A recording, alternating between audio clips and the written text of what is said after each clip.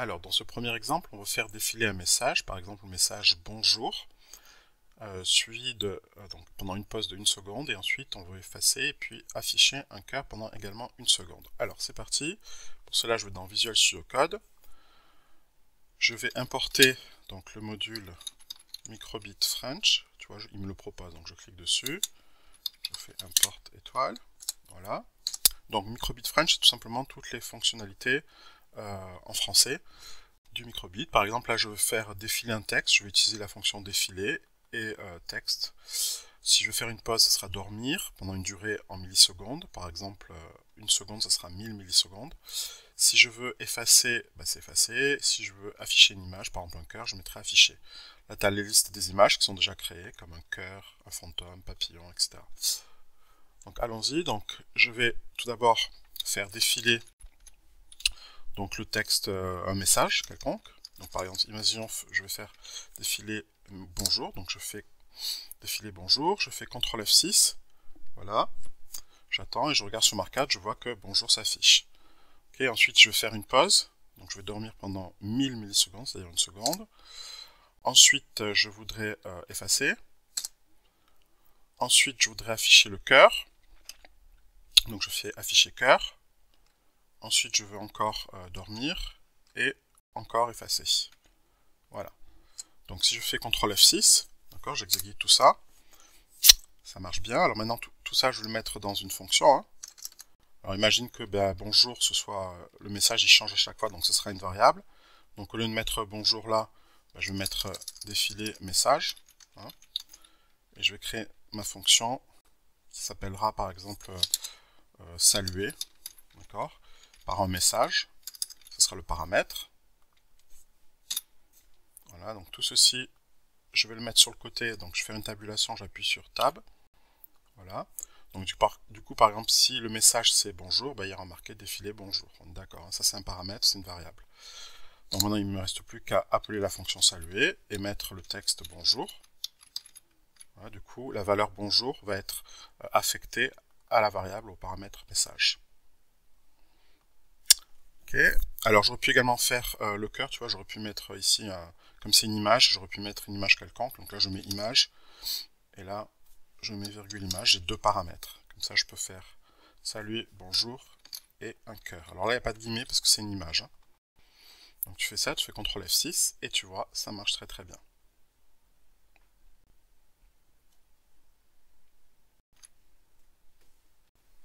Alors, dans ce deuxième exemple, on veut faire clignoter un cœur un certain nombre de fois, par exemple ici 10 fois.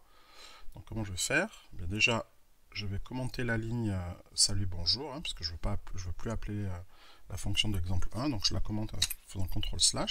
Donc la définition, je n'ai pas besoin de la commenter, hein, puisque une définition ne s'exécute que si je fais appel à la fonction. Donc je la laisse telle quelle, la définition. Je passe à l'exemple 2. Alors, allons-y. Donc je vais faire afficher un cœur. Donc afficher cœur. Okay. Ensuite, je vais le faire afficher pendant un certain temps. Par exemple 100 millisecondes. Ensuite, je vais effacer le cœur et ensuite, je vais dormir pendant 100 millisecondes. Donc, je fais une pause. Tout ceci, je vais le répéter un certain nombre de fois. Donc, je fais une boucle. For in range, par exemple 10 fois. 2 points. Je décale tout ce qui est ici. Avec tabulation. Ok. Voilà. Donc, tu peux déjà exécuter pour voir si ça marche. Ensuite, on va créer une fonction, on va enrober tout ça dans une fonction, donc je vais l'appeler clignoter, la fonction. Alors, je vais prendre quoi comme paramètre? Pour l'instant, je ne mets pas de paramètre. Je fais juste ça, je décale tout évidemment, parce que je suis dans un bloc fonctionnel, et j'appelle la fonction. Voilà, il n'y a pas de paramètre, donc je ne renseigne rien. Donc tu exécutes, ça devrait marcher, encore une fois. Puis maintenant, on va, tu vois, il y a plusieurs choses qui peuvent varier dans le programme, par exemple le nombre de fois, l'image ou même la durée. Donc je vais commencer par cette image cœur, qui pourrait être n'importe quelle image. Hein. Donc je vais mettre image, ce sera un paramètre. Image, donc je le passe en paramètre. Et ici, je vais mettre du coup cœur. Donc vas-y, exécute. Donc tu peux changer, là tu peux mettre triste, tu verras que ça marche. Toujours pareil. Hein. Ensuite, je peux avoir d'autres paramètres, par exemple ici, le temps d'affichage de l'image, donc c'est une durée, donc je mets durée. Ici, je remplace par durée aussi. Pareil pour ici. Voilà, c'est des paramètres ou des variables. Et du coup, je suis obligé de renseigner une durée, hein, puisque j'ai deux paramètres ici, il faut renseigner par deux valeurs. Donc je mets une durée de 100. Allez, exécute, CTRL F6, ça devrait toujours marcher. Et enfin, le nombre de répétitions qui est ici. Je pourrais le passer en paramètre également, si je veux répéter que 5 fois. Je mets ici répétition par exemple. Voilà, et ici je mets répétition. Donc ce qui est intéressant, c'est qu'à chaque fois il me propose, tu vois, une fois que j'écris une variable ou un paramètre, il me le repropose, du coup je n'ai pas besoin de le réécrire. J'ai qu'à plus que cliquer. Donc là, je suis obligé de mettre comme valeur par exemple 5 si je veux. Donc tu fais CTRL F6. Donc l'image triste scintille 5 fois d'affilée, ce qui correspond à notre code. Alors, ce qui est intéressant avec les fonctions avec paramètres, c'est que tu vois, les valeurs, tu vois, là on les a données ici dans l'appel de la fonction. Mais en fait, on peut donner des valeurs par défaut directement dans la définition. Par exemple, si je veux que ma durée soit... si je renseigne pas la durée, par exemple, dans l'appel de la fonction, ben, je vais le renseigner dans la définition. Donc par exemple là, automatiquement, la valeur par défaut de durée sera 100, sauf si je lui mets une valeur. Donc pareil pour répétition, si je donne une valeur 5 par défaut, du coup je ne suis pas obligé de renseigner une valeur. Je peux mettre juste cœur, et automatiquement il saura que il va clignoter un cœur 5 fois pendant une durée de 100 millisecondes et 5 fois d'affilée. Alors je peux écraser ces valeurs-là, effectivement, en rentrant mes propres valeurs, en mettant par exemple 500 et 10 fois. Répétition égale 10. Du coup, ça va écraser les valeurs par défaut. Hein, mais tu n'es pas obligé de renseigner des valeurs, ici, de mettre des valeurs, si il y a des valeurs par défaut qui sont données dans la définition. Alors tu le vois facilement, ça, si quand tu fais appel à la fonction, regarde, je vais faire clignoter entre parenthèses, et tu me mets, tu vois, durée, par définition, une durée de 100 et une répétition de 5. C'est exactement les valeurs qui sont marquées là. Donc c'est-à-dire que et image a marqué any, c'est-à-dire que tu peux mettre n'importe quoi. Toi, tu mets n'importe quoi là. Par contre, durée, par définition, il y en a déjà une qui est donnée. Alors, tu aurais pu faire la même chose pour image. Hein, on aurait pu mettre une valeur de cœur. Du coup, dans l'appel de la fonction clignoter, j'ai même plus besoin de renseigner des valeurs, puisque par défaut, il y a déjà les valeurs qui sont cœur, tu vois, durée 100 et répétition 5.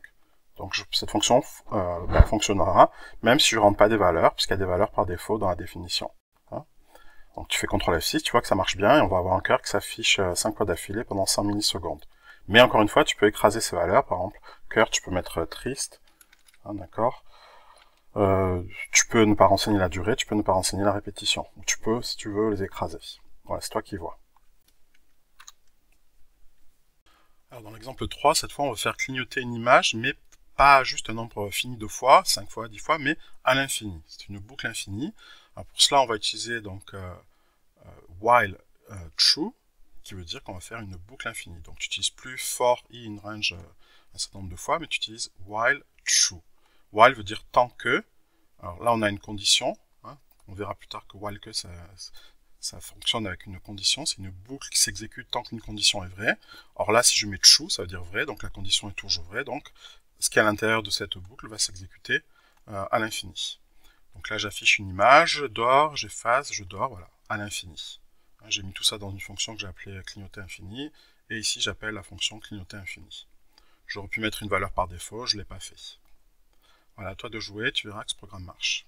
Alors, juste pour information, si tu fais ça avec des blocs, hein, ce sera le bloc tant que, et ici tu peux choisir vrai ou faux, alors vrai, hein, ça veut dire que c'est une boucle infinie. Tu peux également avoir le bloc qui s'appelle toujours, c'est exactement la même chose. Hein. Donc les instructions, je peux les mettre soit dans le bloc toujours, soit dans le bloc tant que vrai. Ça veut dire que je vais faire une boucle infinie. Alors dans l'exemple 4, je veux allumer les diodes d'une ligne quelconque. Donc là pour l'instant, j'allume une seule diode. Alors elle correspond à quoi cette diode? Si je regarde le cours, les diodes sont numérotées de la façon suivante. Le premier nombre x, c'est la colonne. Donc ici, on est dans la première colonne, c'est la colonne 0. Ici, on est dans la deuxième colonne, c'est la colonne 1, tu vois, c'est le premier chiffre. Colonne 2, enfin c'est la colonne 3 avec le chiffre 2, etc. La dernière colonne, c'est la colonne, la cinquième colonne, c'est la colonne 4. X fait 4. Et Y, c'est tout simplement la ligne. Donc là, Y fait 0, 0, 0, 0, 0, c'est la première ligne. Ici, Y fait 1, 1, 1, 1, 1. Le deuxième chiffre, c'est 1. C'est donc la deuxième ligne. Donc par exemple ici, si je vais allumer cette diode-là est sur la colonne 0, 1, 2, donc X fait 2, c'est pour ça que j'ai mis un 2 ici, et Y fait 0, 1. Donc c'est pour ça que j'ai mis un 1 ici. Alors moi, je voudrais allumer par exemple les diodes de la première ligne, c'est-à-dire la ligne 0. Donc si la ligne 0, c'est le second chiffre qui fait 0, hein, tu le vois ici, hein, et le premier chiffre, il varie 0, 1, 2, 3, 4. Donc allons-y, je vais donc allumer, hein, je regarde dans mon cours, hein, pour allumer une diode, je regarde les fonctionnalités c'est allumer XY. Voilà, c'est allumer une diode de coordonnées XY. Donc là je vais allumer la diode 0, 0. Ensuite je vais répéter allumer, c'est 1, 0 plutôt. Ensuite c'est allumer 2, 0. Ensuite allumer 3, 0 et allumer 4, 0. Voilà. Donc le deuxième chiffre, je te rappelle, c'est la ligne. Hein, c'est la ligne 0, c'est-à-dire la première ligne. Donc si je fais ça, ça marche. Ok. Alors je peux faire une pause entre les deux, hein, je le ferai après, mais je constate que je peux faire une boucle, hein, parce qu'il y a une variable, c'est tout simplement ici, ce premier nombre, c'est la colonne qui varie de 0 à 4. Donc je vais faire une boucle sur ce nombre-là que je vais appeler x, qui va varier de 0 à 4, donc je mets 5. Il prend 5 valeurs, les 5 premières valeurs, 0, 1, 2, 3, 4. Et du coup, lui, je vais le décaler sur le côté, je n'en prends qu'un seul. Et là, ce nombre-là varie, donc je mets une variable x. Voilà, je peux faire une pause de, par exemple, 200 millisecondes. Voilà, tu peux exécuter le code, tu verras que ça marche très bien. Alors ensuite, je vais mettre tout ça dans une fonction. Donc par exemple, ce sera la fonction allumer la ligne. Voilà. Donc, je décale tout ça vers la droite avec une tabulation et j'exécute ma fonction allumer ligne. Donc tu vois que ça marche. Hein, c'est la ligne 0, c'est-à-dire la première ligne qui s'affiche. Ok. Alors du coup, si je veux allumer l'autre ligne, la ligne 1, 2, 3, 4, bah, il faudrait mettre ça en paramètres. Donc du coup, je vais mettre ici le numéro de la ligne, et ici, au lieu de mettre 0, je vais mettre numéro ligne. Et du coup, là, je mets par exemple 0 si je veux la ligne 0, c'est-à-dire la première ligne. Si je veux la deuxième ligne, je mettrai 1. Allez, teste le programme et tu vois que ça marche. Tu vois les diodes qui s'affichent. Hein. Donc, et pour info, si tu veux voir le code avec des blocs, ce sera un bloc pour, hein, c'est un bloc de répétition, x qui varie de 0 à 4, et on allume la diode, alors x va varier hein, de 0 à 4, et x correspond à la colonne, donc la colonne 0, 1, 2, 3, 4, c'est bien colonne 0, 1, 2, 3, 4, avec y, c'est le numéro de la ligne, c'est la ligne 0. Du coup, si je voulais allumer les autres lignes, il faudrait que je change cette y là, je mettrai 0, 1, 2, 3, 4.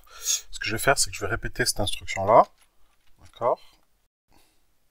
Je vais mettre y égale 1. Du coup, si j'exécute, on voit bien que j'ai d'abord la ligne 0, ensuite la ligne 1. Alors, je pourrais continuer à le répéter plusieurs fois, autant qu'il y a deux lignes. Ce que je vais faire, c'est que au lieu de faire ça, je vais faire un bloc. Je vais mettre toutes ces instructions-là dans un bloc de répétition. D'accord. Donc, et je vais créer une variable y. Donc, je crée une variable y. Ok, qui va varier. Donc là, je viens chercher y. Et je mets toutes ces instructions-là dans une boucle, dans lequel y va varier aussi de 0 à 4, et là je mets y. CTRL-C, CTRL-V, et voilà. Du coup, j'ai deux variables qui varient de 0 à 4 chacune. Et du coup, si tu exécutes, tu vois que la ligne 0, la ligne 1, la ligne 2, la ligne 3 et la ligne 4 s'affichent. Donc on va faire la même chose dans Python. Donc pour faire allumer les diodes de la matrice, c'est-à-dire toutes les diodes de chacune des lignes, ce que je vais faire, allons-y. Donc je vais recopier tout simplement ce code-là. Donc ça, ok, et je mets tout ça dans une boucle où y va varier cette fois. Et ça, je le décale. Alors, en fait, j'ai une boucle dans une boucle. En fait, c'est ces instructions-là que je vais répéter, mais avec Y, il va varier de 0 à 5. Hein. Donc du coup, exécute, fais CTRL F6. Tu vois que ça marche. Et maintenant, il ne me reste plus qu'à mettre tout ça dans une fonction. Donc allons-y. Donc je vais définir la fonction allumer matrice. Voilà, la matrice c'est tout simplement le tableau de diode. Je décale tout ça. Et ici, je fais allumer matrice. Voilà, j'appelle ma fonction.